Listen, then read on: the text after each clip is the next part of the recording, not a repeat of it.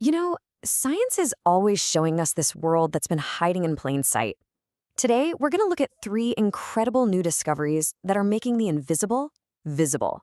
And we're going to go from the huge to the tiny, all the way out to the cosmic.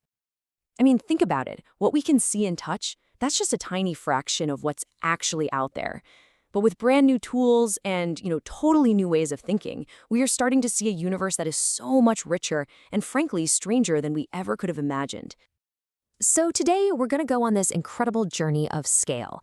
We'll start in a super remote jungle with a creature that's been hiding right under our noses. Then we'll shrink down to a microscopic clue that everyone thought was lost forever. And finally, we'll zoom all the way out to see how our entire planet is being turned into a detector to hunt for the basic forces that literally shape our reality. All right, so let's kick things off on a remote island with an animal that has somehow managed to dodge science. Until now. It's a perfect reminder of how much of our own planet is still a total mystery. So say hello to Lycodon irwini, or Irwin's wolf snake. This guy was just recently identified by researchers deep in the forests of the Great Nicobar Islands. And this discovery just goes to show you how much biodiversity is still out there, just waiting to be found in these places we've barely even looked at. So what's it like? Well, it's this beautiful glossy black snake, totally non-venomous, and it grows to be about a meter long. But honestly, the most important thing about it isn't what it looks like. It's the fact that its home, its entire known world, is incredibly, incredibly small. And this is where you get this kind of double-edged sword of discovery, right? We have just found this species, but because it seems to only live on this one island, it is immediately vulnerable. The very act of finding it starts the clock on the race to conserve it. And of course, that name, Irwin's wolf snake. The researchers chose to honor the late, great Steve Irwin, the crocodile hunter. His passion just inspired so many people to care about animals that are often misunderstood. It's a really powerful tribute, connecting this brand new discovery to a huge legacy of conservation. Okay, so from a 1-meter snake, we are going to shrink way, way down. We're talking about the microscopic ridges of a single fingerprint, one that for the longest time forensic experts were sure was impossible to ever find again. For ages, the rule in forensics was simple. You fire a gun, any fingerprints on the bullet casing, gone. Toast. The incredible heat, the gas, the friction, it was just a total dead end. But a new breakthrough has completely turned that idea on its head. And you can really feel how big a deal this is from this quote by one of the lead researchers. Calling it the Holy Grail, that is not an exaggeration. This has been one of the biggest challenges in crime scene investigation for, forever. So how in the world does it work? Well, instead of trying to find the actual oils and sweat from the fingerprint, which are long gone, this new process uses electrochemistry.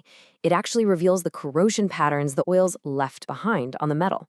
You apply a tiny bit of voltage, and it draws chemicals into those microscopic grooves, making the invisible print just pop right out. And here's the bottom line. Ballistics can usually match a casing to the gun it was fired from. But this new technique, this could potentially match that casing directly to the person who loaded the magazine. For investigators, that is an absolute game changer. All right, get ready for a massive leap in scale. I mean, a huge one. We're going from a tiny fingerprint to our entire planet, which scientists are now planning to use as a gigantic sensor to hunt for the hidden architecture of the universe itself. So there's this mission called Squire. And the basic idea is to stick these unbelievably sensitive quantum sensors into orbit. Why? Because out there, they can listen for the faintest whispers of exotic forces and weird particles, like dark matter, stuff that's completely invisible to us down here on the ground. So why is space so much better for this? It really boils down to two huge things. First, speed. A sensor in orbit is moving about 400 times faster than anything you could build in the lab. And second, instead of a tiny lab magnet, the sensor gets to use the entire planet Earth as a massive source of particles to interact with. And this table really just lays it all out. The particle source, Earth itself, is astronomically bigger. The signal you get is way cleaner, less noisy, because you're in a stable orbit. And that crazy speed advantage just amplifies any potential signal from these hidden forces. So when you put all of those advantages together, what kind of an improvement are we actually talking about? Well, the number is kind of staggering. 1 million times. Let that sink in for a second. That is the projected improvement in our ability to detect some of these hidden forces. It's like going from trying to hear a whisper across a roaring stadium to having someone speak right into a microphone. It is a monumental leap in how we can see the universe. So, we've just looked at three completely different discoveries operating on totally different scales, but they all share this one really powerful theme. Think about it. We found a snake with good old-fashioned boots-on-the-ground exploration. We uncovered a fingerprint with some brilliant chemistry and a little bit of electricity. And we're about to hunt for cosmic forces using quantum physics and, well, the entire planet as our lab.